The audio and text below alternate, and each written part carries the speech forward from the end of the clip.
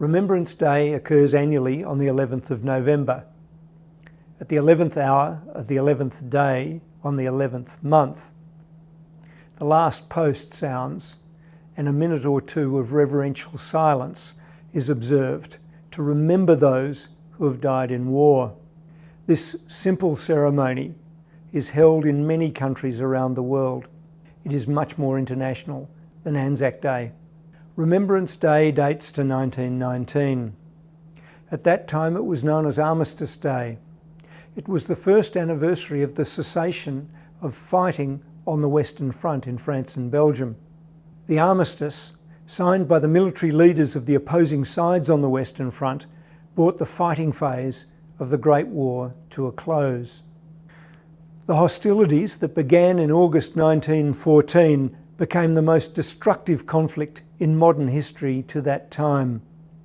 It killed millions of people and brought the great age of European empires to an end.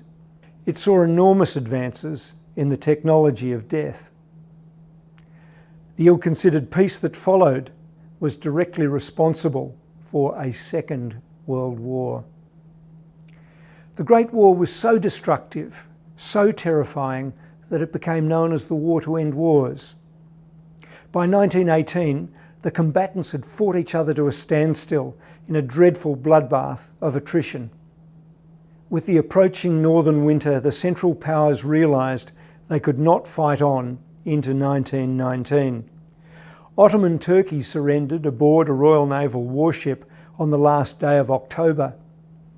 The Austro-Hungarian Habsburg Empire surrendered to the victorious Italians on the 4th of November, and on the 11th, the German High Command, faced with the relentless attacks by the British and French, recently reinforced by the Americans, and aware that the Kaiser had fled and starvation and rebellion were breaking out at home, chose to end the fighting on the Western Front with an armistice.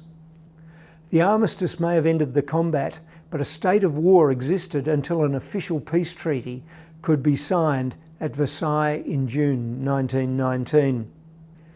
After the armistice, all of the combatant nations faced the complex task of repatriating their sailors and soldiers who had seen so much suffering. For many Australians, it would be a year or more between the end of the fighting and a chance to make the journey home. Even after their return, the scars, mental and physical, would last for the rest of their lives. In 1920, an AIF veteran, Vance Palmer, published a poem that encapsulated the experience of his mates and other returning veterans haunted by the memories of what they had seen. He called it "The Farmer Remembers the Somme." The battles beside the Somme River created some of the bloodiest killing fields on the Western Front. Palmer wrote, "Will they never fade or pass, the mud and the misty figures endlessly coming in file through the foul morass, and the grey floodwater ripping the reeds and grass, and the steel wings drumming? The hills are bright in the sun, there's nothing changed or marred in the well-known places. When work for the day is done, there's talk and quiet laughter and gleams of fun on the old folks' faces.